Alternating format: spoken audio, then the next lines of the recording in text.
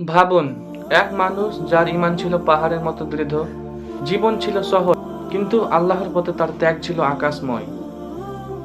তিনি নাম না চাইলেই ইতিহাস তাকে অমর করেছে। তিনি হলেন সাদ ইবনে যায়েদ রাদিয়াল্লাহু তাআলা আনহু। আজ তার জীবনের এমন কিছু ঘটনা শুনবো যা শুনলে আপনার হৃদয় পর্যন্ত কেঁপে উঠবে। চলুন শুরু করি। সাদ ইবনে যায়েদ রাদিয়াল্লাহু তাআলা আনহু ছিলেন ইসলামের প্রথম দিকের মুসলমানদের একজন। নবী করিম সাল্লাল্লাহু আলাইহি ওয়াসাল্লামের দাওয়াত শুরু হওয়ার কিছুদিনের মধ্যেই তিনি ঈমান গ্রহণ করেন। তার ইসলাম গ্রহণের পেছনে বিশাল একটি কারণ ছিল: নবীর চরিত্র, সত্যবাদিতা এবং অটুট নৈতিকতা। তিনি প্রথম দিনই বুঝে ফেলেছিলেন এ মানুষ সত্যের বাহক। সাদ রাদিয়াল্লাহু তাআলা আনহু কুরাইশদের সত্তান্ত গোত্রের সদস্য হলেও ইসলাম গ্রহণের কারণে পরিবার ও সমাজের নির্যাতন তাকে স্পর্শ করেছিল। কিন্তু তিনি কখনো পিছপা হননি, বরং প্রতিটি কষ্ট তার ঈমানকে আরো দৃঢ় করেছে। ইসলামের প্রতি ধৈর্য, ত্যাগ ও ভালোবাসার পরিচয় তিনি দেন মক্কার প্রতিটি কঠিন মুহূর্তে।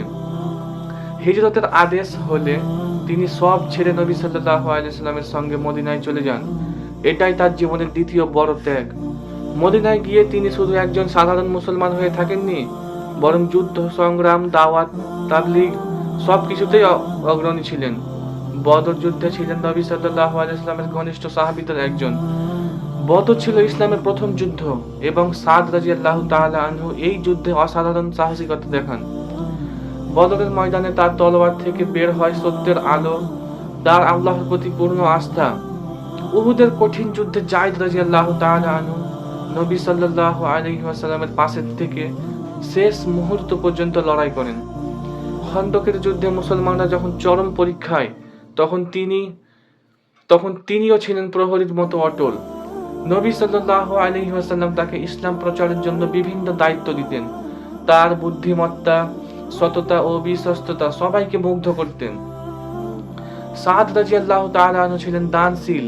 তার সামনে কেউ সমস্যায় পড়লে তিনি কখনোই ফিরিয়ে দিতেন না।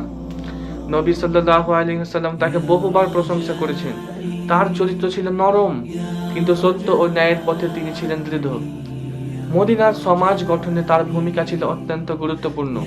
নতুন মুসলমানদের সাহায্য করা, মসজিদে শিক্ষা দেওয়া, এগুলো ছিল তার নিয়মিত আমল। তিনি ছিলেন মানুষকে ভালোবাসার মাধ্যমে দাওয়াত দিতেন। তার কথায় ছিল মাধুর্য, আচরণে ছিল সৌন্দর্য। নবী সাল্লাল্লাহু আলাইহি ওয়াসাল্লাম এর সঙ্গে প্রতিটি যুদ্ধে তার উপস্থিতি প্রমাণ করে ইসলাম শুধু মুখের কথা নয়, বরং আমল ও ত্যাগের নাম। তিনি কখনো দুনিয়াকে বড় করে দেখেননি। জীবন, মৃত্যু সবই আল্লাহর হাতে, এই বিশ্বাসই তাকে সাহসী করে রেখেছিল। রাসূল সাল্লাল্লাহু আলাইহি ওয়াসাল্লামের ইন্তিকালের পরও তিনি ইসলামের প্রচার প্রসারে অবিচল থাকেন। খিলাফতের সময় ইসলামী রাষ্ট্র আরো বড় হলে তার শাসন ব্যবস্থা বজায় রাখতে তার পরামর্শ ছিল মূল্যবান। বৃদ্ধ বয়সেও তার ঈমান, ইবাদত ও ত্যাগ কমেনি। তিনি ছিলেন এক নীরব সোনার মানুষ। মৃত্যুর আগে তিনি বলেছিলেন, এই দুনিয়া কিছুই নয়, আসল জীবন আখিরাতে। আর যিনি আল্লাহর পথে চলে তিনি কখনো ক্ষতিগ্রস্ত হন না। আজ তার কবর জায়গায় তার নাম লেখা নেই, কিন্তু তার নাম লেখা আছে ইতিহাসের পাতায়, লাখো মানুষের হৃদয়ে। সাদ ইবনে যায়েদ রাদিয়াল্লাহু তাআলা আনহু আমাদের শেখান, সত্যের পথে হাঁটলে কষ্ট আসবে, কিন্তু সেজন্যই মানুষ চিরস্মরণীয় হয়। ভিডিওটি ভালো লাগলে শেয়ার করে দিবেন আর চ্যানেলটি সাবস্ক্রাইব করে রাখবেন। আসসালামু আলাইকুম।